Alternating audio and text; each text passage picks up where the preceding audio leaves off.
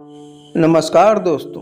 हमारे आजू बाजू के कितने ही लोग मक्कार किस्म के होते हैं। वह किसी बहाने से दूसरे को नुकसान कराकर अपना उल्लू सीधा करने की कोशिश करते हैं, लेकिन एक दिन उसका इतना बड़ा नुकसान हो जाता है कि वह उम्र भर चाहकर भी इसका पूर्ति नहीं कर पाता है।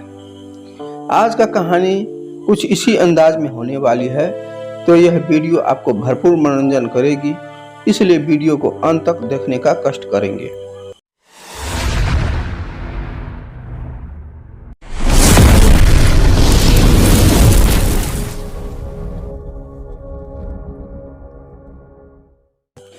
बहुत समय पहले की बात है। उस समय मिथिलांचल में भारी मात्रा में जंगल ही जंगल हुआ करता था। इस जंगल में अनेक तरह के जंगली पशु पक्षी रहा करता था। बहुत पशु पक्षी के लिए बहुत सारा खाने पीने का साधन हुआ करता था। सारे पशु पक्षी वहाँ सुखी और खुश था।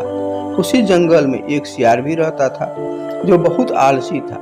पेट भरने के लिए खरगोशों व चूहों का पीछा करना व उनका शिकार करना उसे बड़ा भारी मेहनत वाला काम लगता था। अपने पेट के लिए शिकार तो करना ही पड़ेगा और शिकार करने के लिए परिश्रम तो करना ही पड़ेगा ना। लेकिन दिमाग उसका शैतानी वाला था।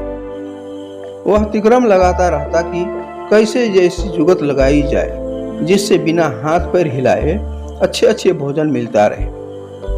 खाएं और सो गए। एक दिन उसी सोच में डूबा वह सियार एक झाड़ी में दुबक कर बैठा था। बाहर चूहों की टोली उछल कूद व भाग दौड़ करने में लगी थी।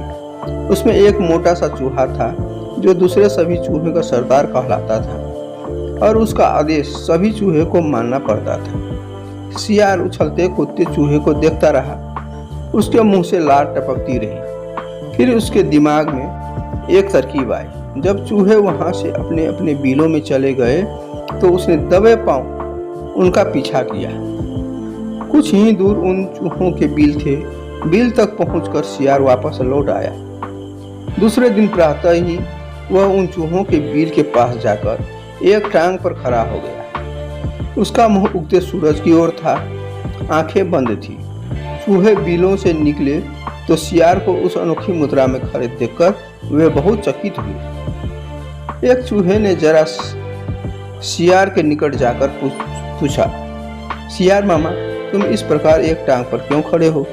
सियार ने एक आंख खोलकर बोला, मूर्ख, तूने मेरे बारे में नहीं सुना कभी? मैं चारों टांगे नीचे टिका दूंगा तो धरती मेरा बोझ नहीं संभाल पाएगी, यह डोल जाएगी, साथ ही तुम सब भी नष्ट हो जाओगे।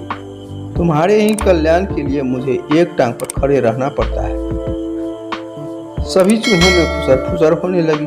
वे सियार के निकट आकर खड़े हो गए। चूहों के सरदार ने कहा, हे महान सियार, हमें अपने बारे में कुछ बताइए। सियार ने ढोंग रचा, फिर बोला, मैंने सैकड़ों वर्ष हिमालय पर्वत पर खड़े होकर तपस्या की। मेरी तपस्या समाप्त होने पर एक टांग पर खड़े होकर तपस्या की।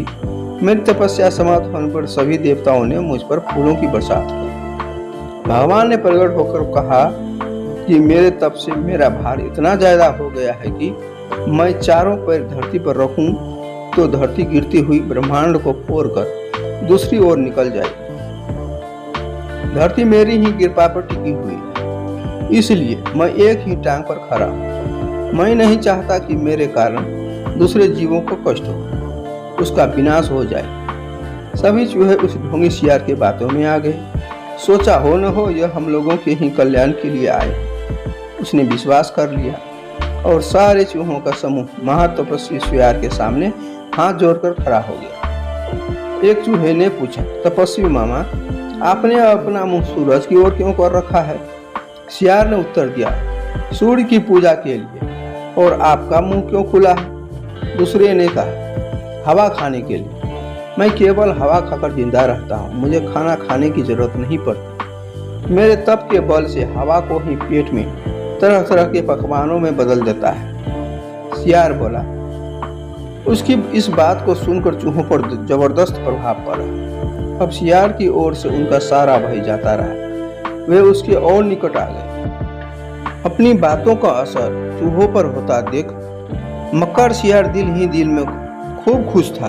अब चूहे महातपस्वी शियार के भक्त बन गए थे। शियार एक टांग पर खड़ा रहता और चूहे उसके चारों ओर बैठकर ढोलक, मजीरे, खरताल और चिमट लेकर उसके भजन गाते।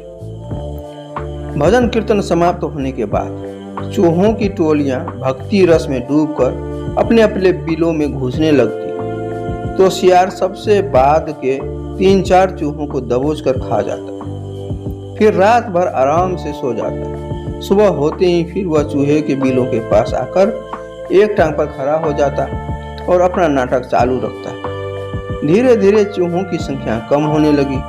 चूहों के सरदार की नजर से यह बात छिपी नहीं रही। एक दिन सरदार ने शियार से पूछ ही लिया, हे महात्मा शियार जी, मेरी टोली के चूहे मुझे कम होते नजर आ रहे हैं, ऐसा क्यों हो रहा? शियार ने आशीर्वाद की मुद्रा में हाथ उठाकर बोला, हे चतुर मूसक के सरदार, यह तो होना ही था।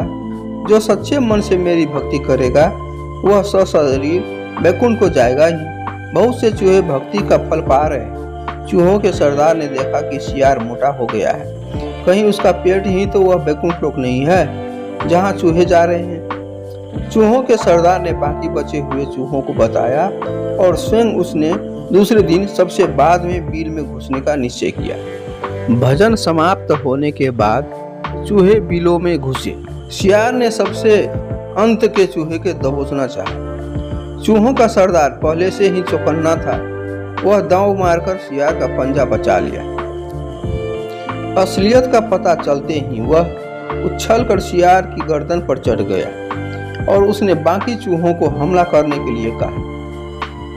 साथ ही उसने अपने दांत शियार की गर्दन में गड़ा दिए। बाकी चूहे भी शियार पर झपटे और सबने मिलकर कुछ ही समय में महात्मा शियार को कंकाल शियार बना दिया। केवल उसकी हड्डियों का अस्थि बचा रह गया। इस तरह दूसरों के भक्षण करने वाले एक दिन खुद दूसरे का भोजन बन गया।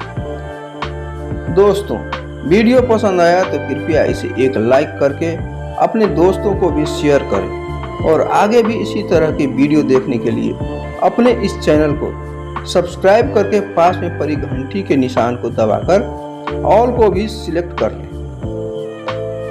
वीडियो पूरा देखने के लिए बहुत बहुत धन्यवाद।